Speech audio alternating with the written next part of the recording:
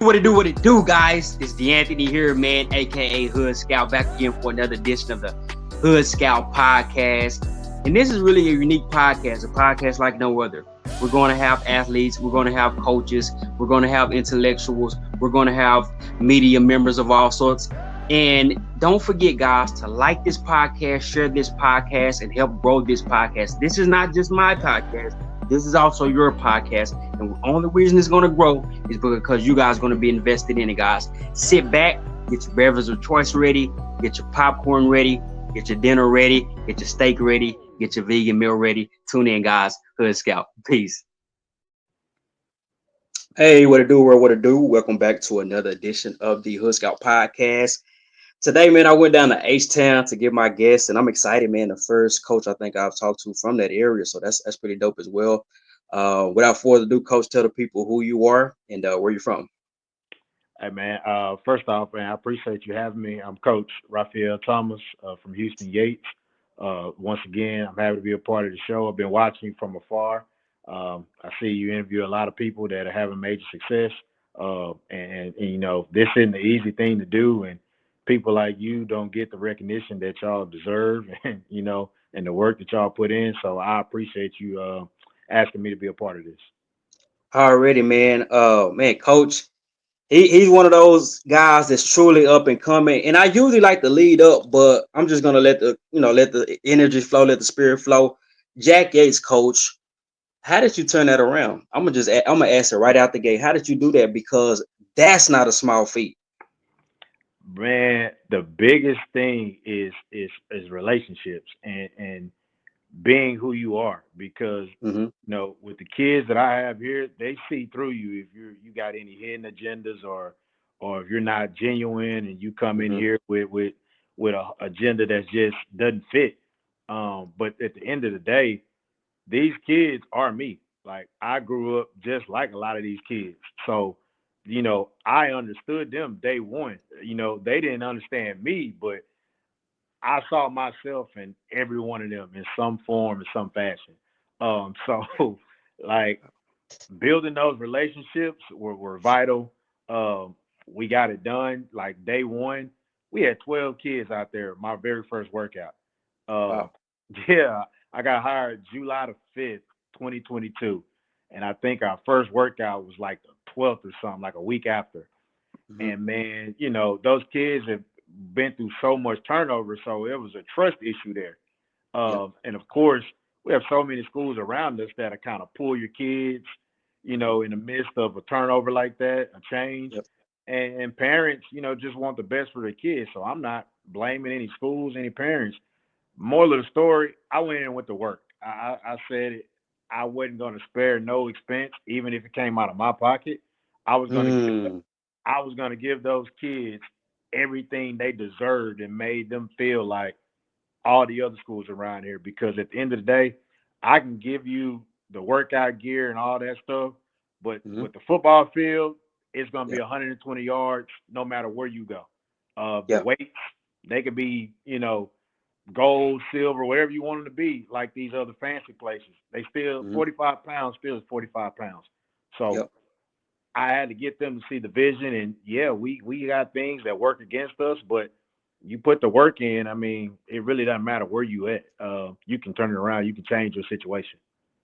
Let me ask you this, coach, and I can tell this was going to be a good one. And I didn't want to cut you off. Nah, you good. When you got there and you seen those 12 kids, what was your mindset? Was it that, hey man, I'm gonna turn this thing around? Was it a little bit of frustration or like when you seen that, what was that mindset like? No, I understood. Honestly, I got it. Because like I spoke on, they were so used to people coming in and out that it was one of them deals where, okay, that's the standard, and I Hmm. understand that's what they're used to. Hmm. Now I have to come in and take these 12 and Yep. fix these 12 and worry about focus on these 12, and these Yep. 12 will go tell another 12, Yeah. and Wow. it'll cycle like that, and that's what happened. I made an impact on those 12, and a week later, we got 30 out there. Then a week after that, you got 60 kids running around out there. And it Hmm. started with me embracing those 12 and focusing on what I had right there in front of me, not worried about, well, I don't have this and have that because that defeated the purpose of me taking the job. Yeah. When you coach, when you came in, how old were you when you got the Yates job? I was 33. So you were 33. Do you think you was ready for that? And I say that to this point, and I usually lead up, but I'm just going like this.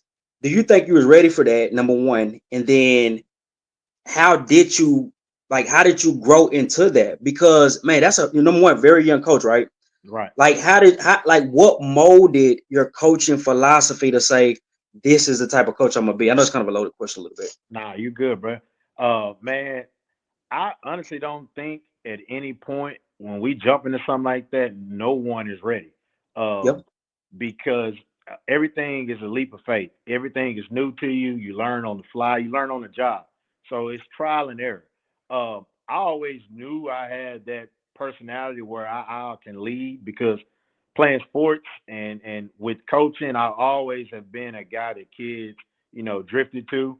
Hmm. So I wasn't worried about that part. Everything else, yeah, was new, but I always had that mentality that I got from my mom. Like just like I said, the work is the work. You have to go Hmm. in there and not make any excuses, and everything will work out. And coming from a family that's faith based, uh, Yep.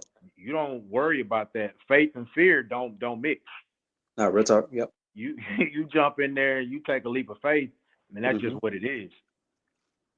Coach, when what type of culture were you, or even now, as far as it relates to, or you're a guy that's more so, hey man, I'm gonna lead by example, or you more so a guy that I'm gonna put up the PowerPoints? Like what type of style and philosophy do you have? I'm definitely a lead by example guy. Okay. I that's with the coaches and the kids. Hmm. I'm not going to do anything that I won't do myself. I'm not asking them to do a thing that I haven't done myself or I couldn't see Yeah. myself doing. Yeah. Because with the coaches, I jump in there and do the laundry. I only have 5 coaches, so it's so many things that are thrown on me that most head coaches don't even deal with. Um, I'm in the classroom as well. I do grades, ARDs, all those type of deals that you don't see head coaches having to do around the state. And with the kids, we'll jump in there and work out with the kids because Yeah. they have to see that example. A lot of our kids are visual learners. Yep. Um, so you have to, it's adaptation. You adapt to what they do best. Coach, how many students do y'all have at Yates? And then speak to the history of it. For those who may be listening, I love history. Uh, PVIL. Yates is one of those historic programs. In fact, the interesting thing, and I was talking to Coach Todd, South Oak Cliff head coach. Shout out to him. And one thing he said that was very interesting. A lot of those schools are closed. So for y'all to even be open, talk a little bit about that history, Coach. Like that's a legendary program, even though y'all may have went through some challenges before. Nah, for sure. Man, I'm glad you asked that question because so many people have no idea about the PVIL or what Yates football used to be. Man, Yates football is a powerhouse, one of the most tradition based programs in this state. You're talking a team that won 4 PVIL state championships, which is, the black high schools.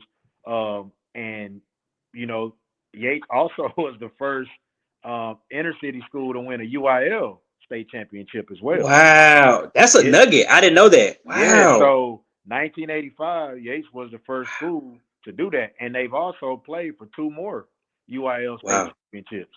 Um, wow. I mean, you're talking about. I think it cut out on us.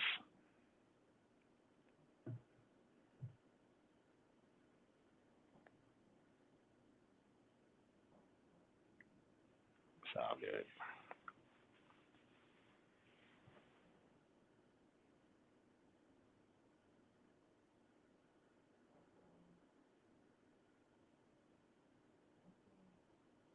We're back on again. Slight Yeah, tech issue. But you left off saying talking about the program. Continue with that. yeah. I left off on Yates was the first in 1985. Jack Yeah. Yates High School was the first inner city program to win a UIL state championship, and they've also played for 2 more. I think in like '91 and '93 or something like that. Wow. Uh, Yeah. Somebody fact check me on that, but I know for sure 1985 they were the first inner city program to do that. Coach, you bring up something, and man, you know how my mind work. I get all over this thing, but you made me think about something. And I've been to Houston a few times. I always say Mm-hmm. Houston is big, man. Houston is like it's wide, man. It's really wide. Yeah. What part of Houston is Yates on? And then are you dealing with kids that were, because this is even in Dallas where you had some of those traditional powerhouses. Mm-hmm. Then about 10 to 15 minutes south, which is where a majority of the African American population went, or Black American Mm-hmm. population went. Um, that's what the new powers became. So you got the Duncanvilles, even though Duncanville was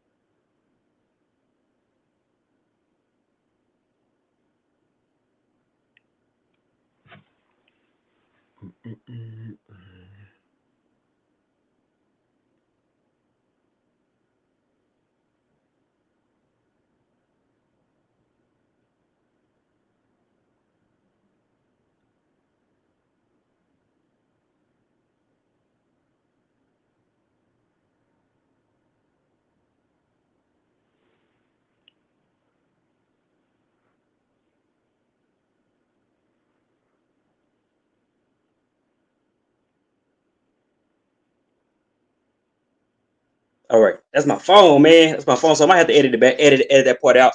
But I was saying, so like in Dallas, coach, a lot of the traditional schools is that, which is a powerful reason why South Oak Cliff winning is like a big deal. But it's like those traditional schools that were kind of inner city based. The people Mm-hmm. move like 10 to 15 minutes out. And that's kind of those DeSoto's, Duncanvilles, Cedar Hills are so dominant now. Did y'all experience that in H Towns? And then the other part, I said, what part is Jack Yates in? What part of Houston is that in? Yates is part of one of the historic wards in Houston. We're located in Third Ward, Houston, Texas. Yep. Literally, Yep. we are Scott Street separates us and the University of Houston. Wow. We are right across the street, and if you look across the street the other direction, uh, Texas Southern is across the street on that side. Like we are Wow. right in the middle of those two universities. Yeah. Um, smack dab in the middle in Third Ward. So that's where we're located. Um, and to answer your first part of your question, you have areas like Alvin and Pearland and Fort Bend, Mm-hmm. Missouri City, Yeah, I've heard that. that affected the inner city, Mm-hmm. like it did down in Dallas as well, Yep. where a lot of those kids kind of migrated to going to schools like Shadow Creek and Fort Bend Marshall and Mm-hmm. Pearland Dawson. Mm-hmm. We even go out the other way to C. King. Like Okay. all that surrounds Mm-hmm. Yates, to where back then Yates wasn't competing with that. Yeah. Yep. As now, like people wonder where a school that had 3,000, 3,500 kids down to 600, like 70 now. Wow. Like Yeah. Yeah. Yeah. you Yeah. And go. that. Go ahead. Yeah, I'm sorry. you go. No, you good. You go from big man on the block to Yep. now you're down to Yates got down to 3A at one point. Wow. Before they added, 6A, Yates was 3A, and now Hmm. we're up into 4A with the addition of 6A. Hmm. Now, Coach, how did you I'm about to rewind because I Hmm. always got to hear that story. But how did you initially get that job? Talk a little bit about that part. Quite honestly, I was I'd applied for some other jobs, Hmm.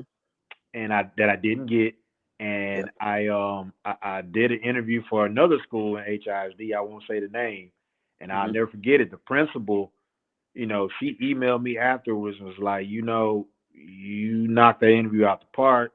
Hmm. The guy we're hiring, he's inside guy. He's been here. We Hmm. that's a loyalty deal, and I respected her so much for that. And she Hmm. reached out and was like, "I'm gonna send your information to our superintendent, and refer you for anything else. See if that helps." And literally, like I say, like 2 weeks later, I got a call Yeah. about the Yates job, and went in and for an interview, and the rest was history. Rest of history.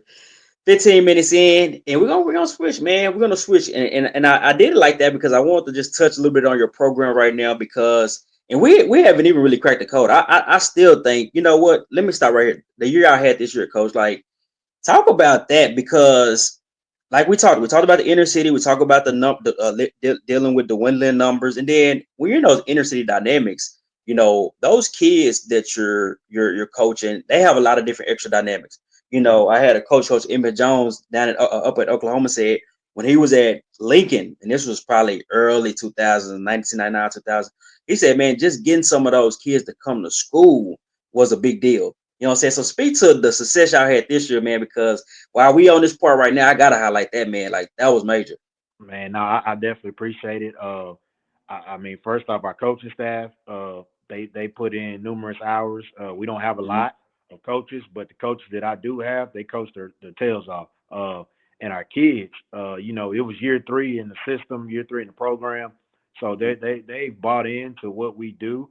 But man, to hit on your major point and to hammer it home is our kids deal with situations. Everybody has problems everywhere you go. True. But we have a certain type of problem with our kids where you know you have to understand kind of their family dynamic, and what goes on at home, and things that they have to do to provide at home. Some of our kids have to provide at home. They have to work. Wow. They have to you have to work with them on their work schedule. Like, coach, I got to go to work. I got to pay a bill. I mean, I Hmm. understand that. Which when you think about it, you're like, well, that's wild. Well, no, that's our reality. Yeah. So you have to kind of work with those kids. Getting our kids fed properly, getting those meals that a lot of kids at these other areas is just natural and normal. That's not the case here. So you're always checking on your kids and making sure everything is good, and that's why they've taught me so much with understanding that it's not just about me, because Oh. everything, the wins aren't necessarily done on the football field. A Yeah. lot of our kids, if you just do something for them off the field, or just check on them, or learn their situation and what they do, they'll run through a wall for you. Hmm. And that's how we had to kind of build that up, to where it wasn't so much we're teaching just football. We wanted to teach Hmm. life through football. Yeah. Yeah. Coach, what? And I want you to speak specifically about the year though, because y'all had some wins. But what do you want a Yates player to be? What do you want them to embody? It might not even be on the field, like you just said. What is it like? What type of young men are you trying to mold? The thing we teach is character over reputation. Um, Okay. we character is who you are. Your Yeah. reputation is what they think of you. And a lot of our Yeah. kids were reputation based kids when we got them. All they cared about is what people think of them, and they were trying to live into this persona. Call it what it is. I represent my hood. I represent this. Yeah. All that silly stuff Yeah. that Yeah. It has is. nothing positive about it in the Yeah. big scheme of life. Like I Yeah. tell my kids, you don't see any statues of people, you know, doing silly stuff in the hood. You don't see that. Yeah. Yeah. True. So what is your character? Because your athletic ability can take you only so far to where your character's got to take over and sustain it. Hmm. So that's what we preach here, man. We are heavy on character and changing the culture and perception of just who they are because their situation is not what they have to be. Yeah. So, and to finish that off is just the other part of that. We teach, your circumstance doesn't change your responsibility at all. Um, Okay. so we don't care that you have this and that going on. Well, let's Hmm. learn how to cope with that and deal with that, Yeah. and Yeah. stop looking for sympathy and Yeah. favor, all those deals, and learn Hmm. how to push through that. Coach, it made me think about this, and we're about 20 minutes in. We had some little tech issues, so I may edit this, so the time may look a bit different, and I may Hmm. not. I don't know. But Coach, now we're talking about this stuff that I love. I love this stuff as I had a charity in the community, and I work in the school now. What do you see? And I really do think this is a loaded question. I really do think this, but what do you see as one of the issues with our babies? Um, I know the easiest thing is talking about men, like a lack of men, like a role models and stuff like that. But like, I don't know, maybe because I had one coach saying, I think this is a good point. He said, "Hey man, a lot of them just need love and attention." For sure. Um, But what do you see like where is that gap at? And I watch our babies at school. I call them my babies because I see myself in those kids. You said hmm that earlier, coach, and I'm the same way. I'm Right. like, man, in fact, the school I work at is a school I went to in 11th grade, and I'm like, Mhm. man, I remember that. So it's like, but at the same time, it's like, is there a disconnect where you're like, man, I see where we're lacking in with our youth? That's a great question. And like you said, the easy answer is, with the old, lack of, male role model figure, all those deals. Because And coach, let me say this: that's a big deal. I never want to minimize that. Let me say this too: I never want to minimize the importance of decent men in the community, men of character, quality men. That is a big deal. It's just that's one that's easy, but at the same time, that is a big deal. So I want to say that too. here's what I will say to answer your question. Okay, the adults. What happened to the adults? Okay, we allow so much for with these kids to where we set the bar so low, and that's where they meet it, and then we get mad at them for staying there. Like these kids will meet that. If you put it up here, I promise you they will meet it. But as adults, we've gotten lazy.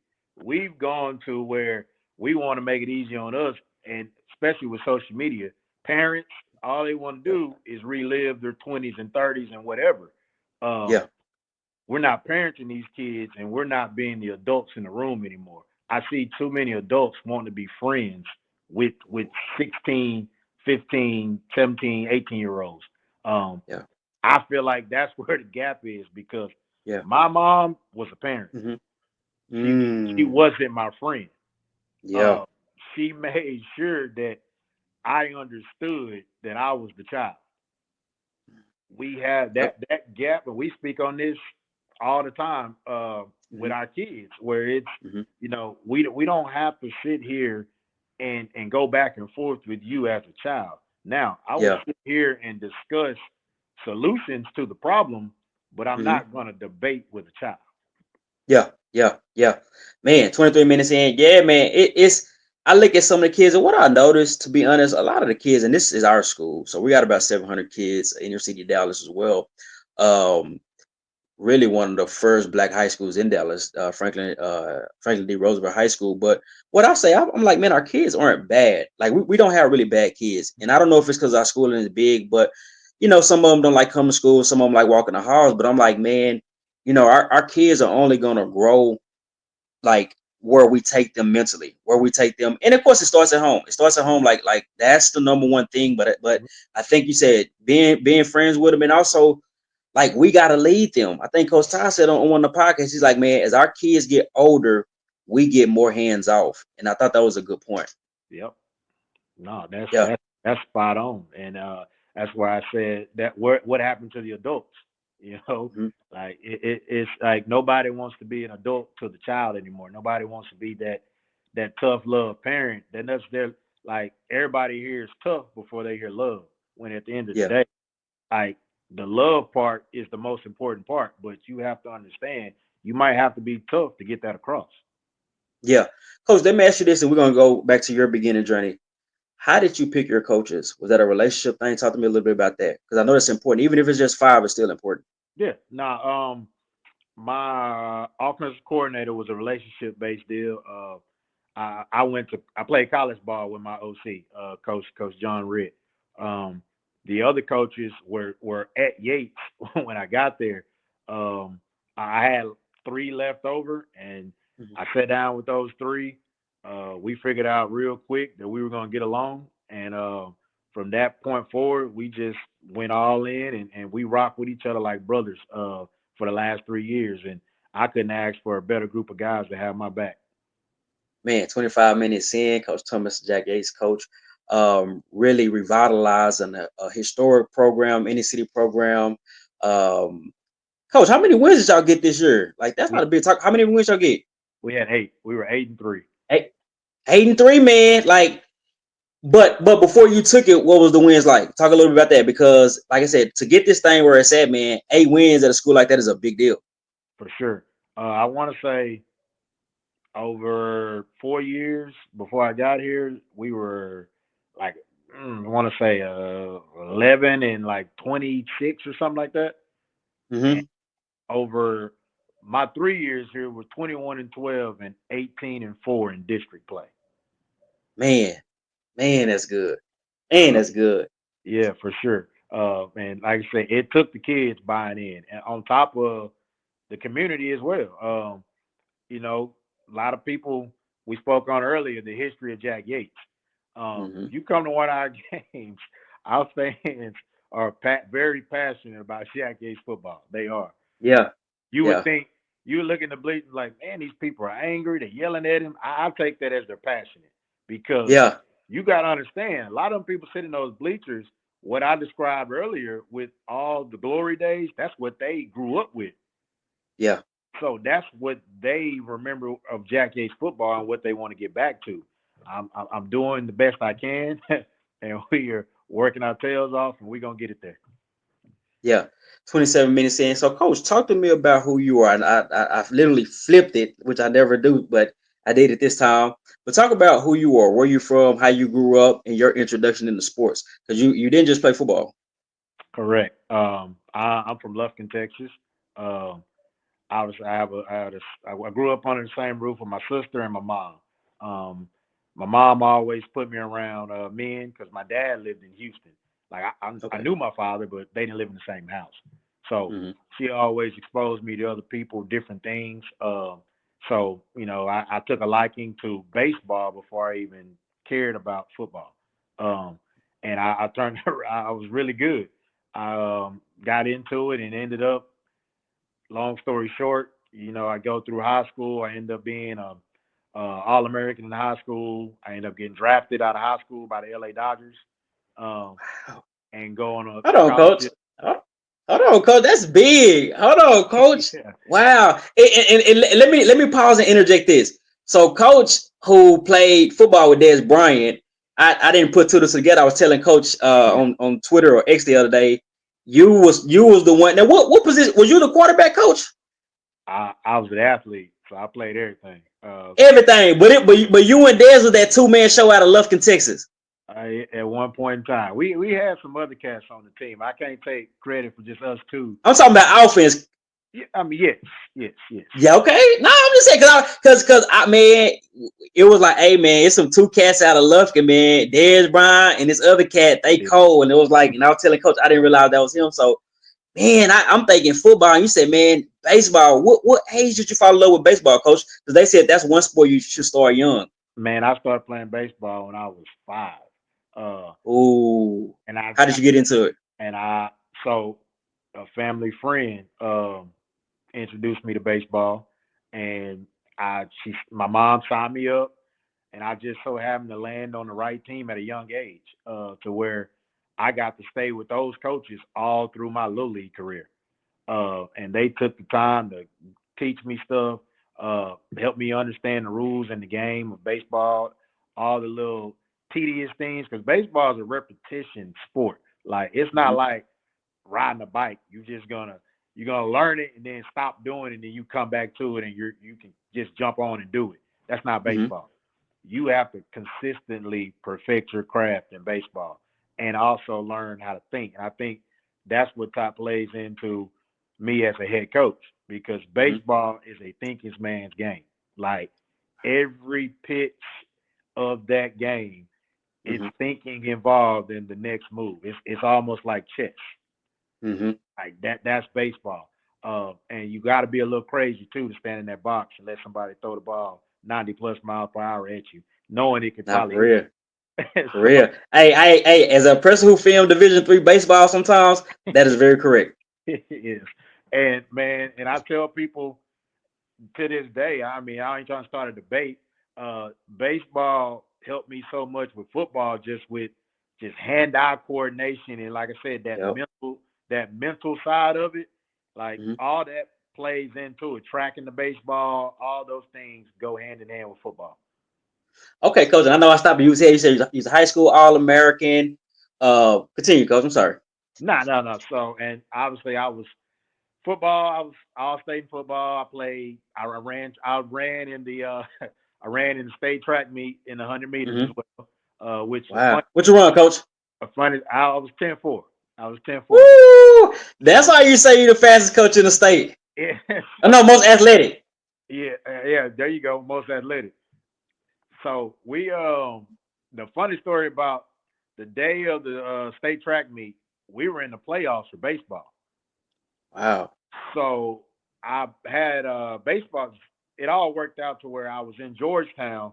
We were playing Georgetown, and we had to lose in order for me to be able to go run, get in the car, go to Austin, and run in the state meet. Well, we ended up Mhm. losing in the last inning. That was the end of my baseball career. Didn't have any time to be sad, or I jumped in the car and we went to Austin. I got there 30 minutes before my the 100 meters, and Mhm. met my coach at the front. Put my uniform on, checked in, stretched, and went and ran in the same day. Ran in the 100 meters. Wow. Wow. Wow. Wow. Coach, and I know, and I want to talk about you. You say you got drafted. I want to hit on that. Why do you think there has been no? Let me say this: how can more kids get involved in baseball, even inner city kids? Coach, like I've heard people say it's become so expensive, and I've heard people even say basketball is kind of becoming like that too to some degree. How can more kids? Is it an economic thing? Is it a lack of kind of seeing it? Because I grew up liking baseball because to me there was a few guys I could identify with. You know, that was the Bonds era, that was the McGuire's and all those eras. So that was fun to me. But it's like, I mean, baseball is probably not that watch sport from a urban standpoint at all. I Mm-hmm. would guess. Yeah, man. People will talk about the cost of it. Football cleats are. You have you seen kids and how many Yeah, pairs of cleats they yeah, buy, and yeah. Let's talk on it. all the Talk on it. accessories that go into football? Like basketball, same thing. Like baseball, you can go to Target and buy a glove for $10. You can go buy a bat for $50 and keep that bat all the way through whatever you want to do. Um, Yep. so the cost of it is not, that excuse needs to be thrown out the window. Thank you. Thank you. Like I'm sick of hearing that, because Yep. I think like you said, it's the exposure. Because a lot of parents, a lot of don't that look like us are Hmm. not watching baseball on the TV. Yeah. You know what I'm Yeah. saying? You Yep. growing up, your uncles weren't baseball players. They're not talking about baseball. Hmm. So that you said it, like the exposure to it is the issue for me. Yeah. Our kids aren't exposed to it enough, and then I think the they get the fear into them with, oh, I'm gonna get hit by the ball, or I'm gonna do, but Yeah. they'll go out there on the field and run across the middle of the field and get their head knocked off. That doesn't Yeah. scare them, but standing in that Yeah. battle box does. I don't Yeah. get it. Wow. Yeah, 34 minutes in. Coach, talk about getting drafted. How was that experience? And then talk about your collegiate experience as well. Because you did go to college, right? So talk a little bit about both of those, and we'll wrap it up in about 15 minutes. Man, you good. So I ended up getting drafted by the Dodgers. Obviously, that's a blessing.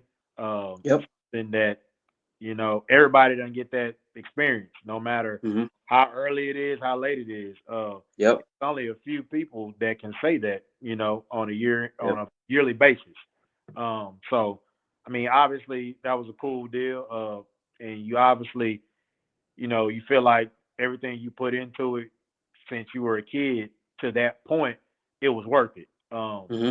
And so that led me to, Oklahoma State because we didn't get the money or that, that would play into it. My mom was actually smart enough to know like this money's not going to last you forever. Now the money from. The Dodgers. Okay, so you got a deal from him. Okay. Yeah. Okay. Wow. Yeah. And So coach, and when I said going to college, I know coach went to college. What I meant was I didn't know how that getting drafted and collegiate thing worked. You know what I'm saying? Getting right. drafted pro and collegiate thing worked. That's what I meant a while ago. Yeah. So they have your rights, and I mean, you can pick if you want to go or go to college. I mean, Okay. you have that right. It's not like Hmm. they say they draft you. It's not like the army. You just Yeah, you you get gotta go. you gotta go. That ain't how it works. Mhm. Okay. So I ended up choosing to go to college. Uh, Went to Oklahoma State, and obviously that was amazing because you get the experience that major university college life, um, and you meet people that you form lifelong bonds with and relationships with. And you get away from home, you got to grow up a little bit, and then that led me back to Southern Arkansas where I finished up to where I played football and baseball at Southern Arkansas, and finished up there where my family and friends could see me play a little more, and you know from that point I got into coaching afterwards, and now we're here.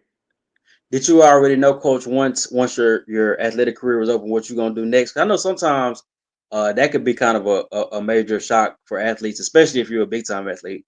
Yeah, I never wanted to be one of those guys that was for me, I wasn't gonna chase it Yep. without a plan. Is what I'm Yeah. saying. I wasn't Hmm. gonna say chase it forever. Great, if that's your dream, you chase it. But chase it with a plan. So in the midst of me, training to try to do things afterwards, I was getting prepared for that next chapter. And I went straight into alternative certifications and getting everything done and ready for when that time came. And things didn't work out on the other side, and I started applying for jobs, and I ended up getting one while I was working after college. I was working at Foot Locker as assistant Hmm. manager, and got a call for an interview at Conroe High School in Conroe, Texas, and that's where I started coaching and teaching.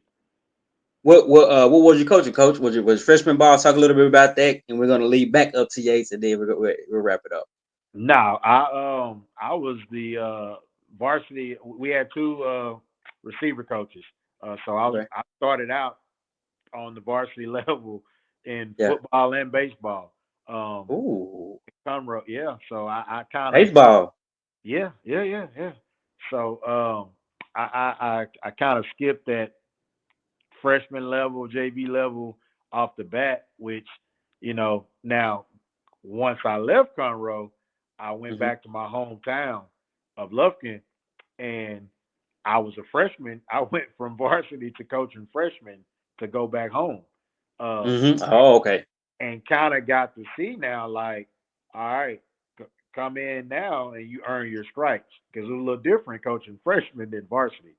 Yeah. So, which was a step that was much needed Hmm. because a lot of that stuff I missed going straight to the top per se. Um, Hmm. and from there, I ended up leaving, joining Coach Mathis' staff when he was at Marshall, Claude Mathis, Okay. Yep. uh, as a varsity receiver coach there, and kind of learn from him and our offensive coordinator Jake Greedle. I did various roles and things, and ended up at special team coordinator and linebackers coach by the time I left there. And Hmm. from there I went to Yates as the head football coach. Wow, man, what a journey, but at the same time, kind of fast track as well. Um, I had another question, but it kind of forgot. So, Coach, what's your?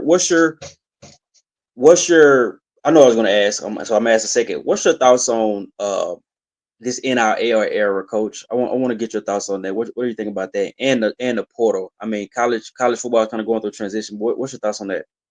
You better have a plan before you jump in the portal. Um, Yeah. Especially speaking on the college level, have a plan. Yeah, it hurts high school recruiting Hmm. because like I have a really good tight end. You know, going through the process, I was telling him over and over, like, hey man, find you somewhere to go before that portal opens because it's gonna get real. A Yeah. lot of guys get left in the dark, saving and holding on to them offers, thinking Mm. that something else is coming Some or big they're one gonna come. Yep. yeah, like no, no, no. When that portal opens, it's over. I don't Hmm. care what they tell you. I don't care who's watching this and sees it on that level. It's what it is because Hmm. that's their job to go Yep. find the best talent. And Yep. with anything, you're gonna go get that guy that's already proven and that's been in that on that level before you go get that kid that is unproven. Yep. Especially it doesn't hurt the top tier guys in high school, but the Hmm. the, the, the, the mid level guys that are really good Yep. football players still, but they're Yep. not the big 4-star and 5-star recruit. That's the guys that is hurting. Yeah. So when I say hurting high school football, I don't mean those guys that are 4-star 5. They're good, but Yep. Yep. 3-star and below, some of those guys that they get overlooked, especially with that portal. Hmm. Then what's your thoughts on NIL? Man, I don't think it's going anywhere. I honestly think it's coming. It's going to come to high school football in Texas at some point. Oh. I think. Is Texas going to be progressive enough to get ahead of it? Like, I mean, not let me not go there. Will Texas get ahead? Meaning, will they eventually allow it from a rule standpoint? I think they will. I do. Okay. Because it's going to get to a point to where, okay, I ask it this way: what happens when your better kids start leaving the state? Yeah. Yeah. Yeah. Like, Yeah. because that's an option that's on the table. Yep. What happens then? You're gonna sit back and watch your kids keep getting, you know, money pulling them away, which I'm not saying I agree with it. I'm just saying Hmm. I see this coming. I believe it's Hmm. coming. Uh, so I'm not gonna be naive to it and think that's not Yeah. a possibility. Yeah. Do you look at it as a good thing? Do you look at it as, especially being a former athlete? I know compensation wise, some guys even say, man, I wish that was back in my day. From that perspective, do you think it's a good thing, or do you think it's like, hey, man, too much money? I've heard people say it need to be capped. You hear it's kind of all new, especially with these numbers. Like these numbers, the 5 millions and 7 millions, if true, those type of numbers are wild. But it's like, you know, some people saying cap it. Some people, what I'm saying? Like, what's your thoughts on those type of numbers? Man, these schools and universities make a lot of money off these kids Hmm. and their talents. So I, I'm I'm on the side to where I can see where kids will want compensation, but at the Hmm. same time, I do think some regulation and some cap is going to be thrown in there at some point because Hmm. it's only going to get higher and higher with these figures. And these Yep. kids are going to only jump around to school chasing the bag instead of, you Mm. know, chasing the program that's going to have them best equipped for life and the NFL. And because that's the ultimate goal, is Yep. get to the league. But with the NIL, a lot of these kids are jumping into college thinking, I'm going to get paid now. And if the Yeah. NFL happens, it just happens. Yeah. 43 minutes in, Coach. Where do you want to take Yates? Where do you want to take that program? And is there challenges to get there? Because I can tell you're an overcomer, but I can tell it's like that athlete who was undersized. He's feisty, and I'm like, I can tell by some of your posts. I'm like, Coach, I can tell he overcomes some stuff, even though we might not know the inner city challenges. But Mhm. kind of like, where do you want to grow? But where do you want to go? But also, if you could say, what are some of those challenges that also or like something that kind of can work against you, or that's working against you, if you will? Um, so that's a great question. For instance, like our day to day operations, Hmm. they don't look like these schools that we match up with in the playoffs. Uh, you Okay. know, we match up with the one horse, country town, big country linemen, different type Yeah. of football, smash mouth style football. Um, Hmm. and those kids, know what school they're going to from the time they're born. They're going to be Yeah. I'll speak on my own, like, when you're in Lufkin. elementary, you're going to be a Lufkin Panther. Like, Yeah. you're Yeah. not competing with any other school. That kid is Wow. from age 5 to 18. That kid is a Lufkin Panther. Wow. We don't have that luxury at Jack Yates High School. We don't even have a trainer on campus. We don't even have lights to practice. Like now, daylight savings time. It gets dark. Uh-huh. We don't have lights. We don't have Wow. lights. We just this year, our kids just got the athletic period every day. That the reason I say that, with off season, you're not even getting a full week to lift with your kids and build up their bodies. So we talked about earlier, they don't Hmm. get the proper nutrition and meals that they need in the first place. Now they're Hmm. not getting the proper conditioning and weight room time and all those things. So all that stuff, yeah, it can play against you. And I try not to speak on that with our kids just because I don't want them feeling sorry for themselves, because nobody is. Hmm. When we line it Yep. up across the other from the other team, they don't care about your Yeah. situation. They Yep. don't. So, um, man, obviously we want to get to the highest level here, because that's what this place has done it. Now they did it on a different scale than we have to deal with now, but Hmm. it's my job to continue to figure out how to overcome and get to where we ultimately want to be. Let me ask you this, Coach, and not to be controversial, like you're a young guy, you're rising. I know this is something probably don't even ever cross your mind, but do you ever think about the possibility that another program may want you, and how Uh, would you handle that? I'd be silly not to, um, Okay. because that's the reality of this job. And when you do a good job, uh, that, honestly, you should want that. That should tell Yeah. you you're doing a good job where you're at. If other people see what you're doing, they see value in that, and they see that they may want you to come do that for their district or their community, or their Yeah. town. Yep. That tells you you're doing something right. So I honestly, most coaches try to shy away from that conversation. I embrace it, because if you're not getting that, then what are you doing? You know Hmm. what I'm saying? Like, Yep. so that's how I feel about that. Like that's a compliment to me. Yeah. Yeah. Coach, so something else I'm gonna ask. Talk a little bit about your family, man. I think that's a big deal. Young man, family man.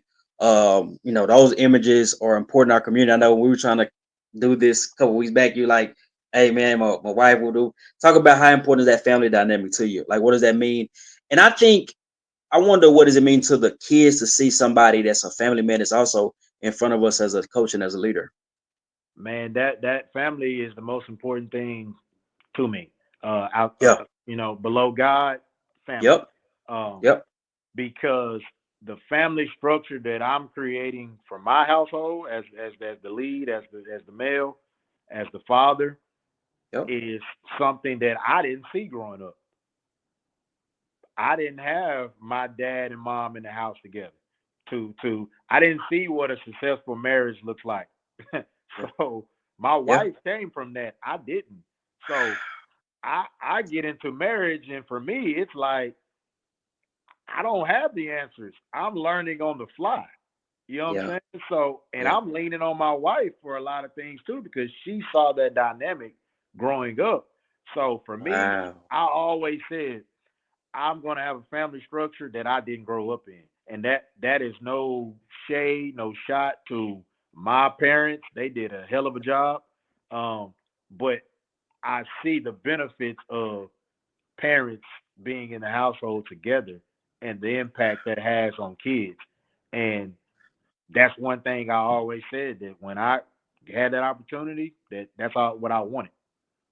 Yeah. Wow. And that's something that I'm a big believer in as well. Like, you know, families, and I think that's one thing, one area in our community that's really been under attack, man. You know, for whatever reason, you know, it's like, and it's a really big deal. So, man, I thank you for that. Did you meet your wife in college, coach, or afterwards? So I knew my wife in college, but Okay, we didn't associate with each other till after college. I okay, I was coaching in Lufkin, she was coaching in Longview, and after a game we crossed paths, and it kind of went from there.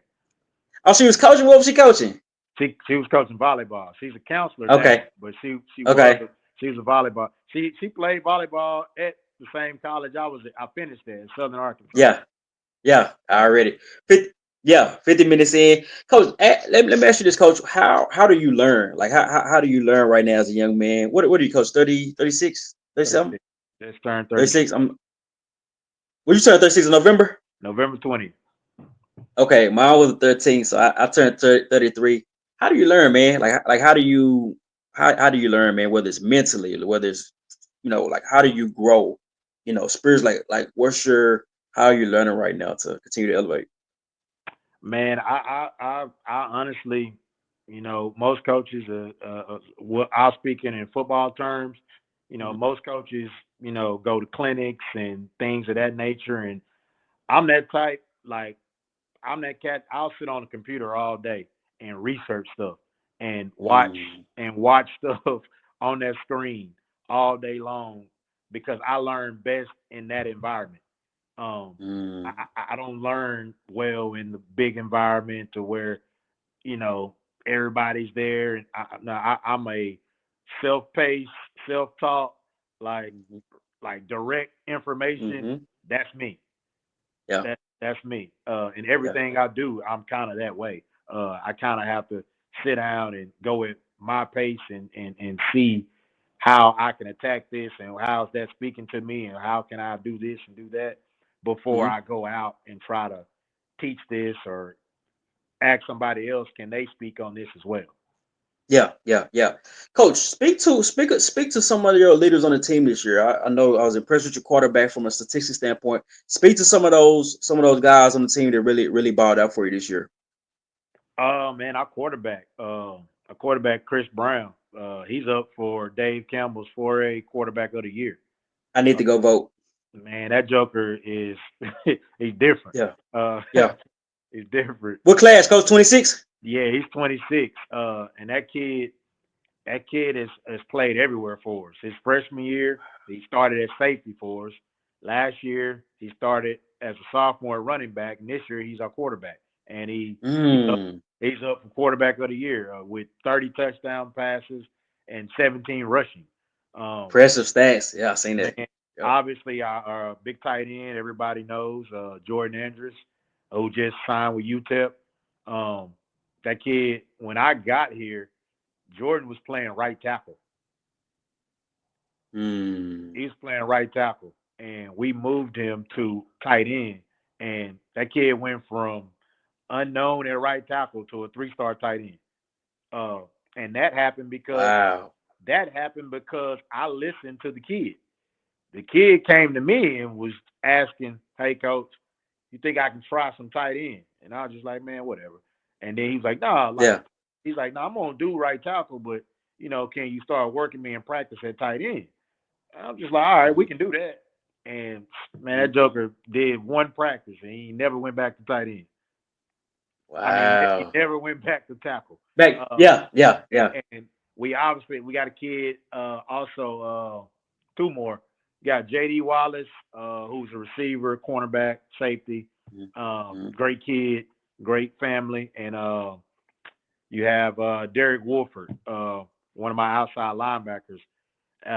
The impressive stat with him, he had 18 tackles for losses this year and That is impressive. two pick sixes at linebacker. Yeah, that is impressive. That is impressive. So, Coach, man, how can people know more about your program, man? And we'll end with this one. Give your definition. I always do this. Give your definition of leadership. What does leadership mean to you, Coach? And how can people learn about more about Jack Yates program? Man, Jack Yates, well, if you go on our HISD website, they actually have columns for each school about the history of each program. So Oh, you definitely could start there, and hmm it's a quick Google away. On top of they have documentaries on Jack Yates. They have YouTube. You can YouTube old games of Jack Yates, yeah, and things of that nature. But man, like for me, leadership is allowing people to be who they are, and you setting that stage and that comfort level within them to really express who they are. Because I'm not that leader that thinks I know it all. Okay, yeah. like I'm that leader that I'm gonna open up the floor for ideas and everybody collaborate. Um, that's me personally. I feel like a leader has the people. Yeah. They're all in, they buy in. A boss just has the title. And I preach that Mhm. within my program. I want everybody to have ideas and come to me. Let's collaborate on this. That's leadership, not a dictatorship. That's just my personal opinion on that. Wow. 55 minutes in, I may edit a little bit, Coach. Um, Man, I really think this is just the beginning. I really think this is just the beginning for you. I look forward to your journey. I'm up here in Dallas, but I'm all on Twitter next, just looking at y'all, and I'm looking at like, man, they're overcoming. They're not complaining and whining, and then they putting the wins behind it. Mhm. Man, I look forward to watching your journey, man, and let's stay in touch. Most definitely. And hey, man, you never know. I might pop up on you. Hey, man, pop up on me, man. It's all good. It's all love, man. Appreciate it, Coach. Yes, sir. Appreciate you. Okay, yes, sir.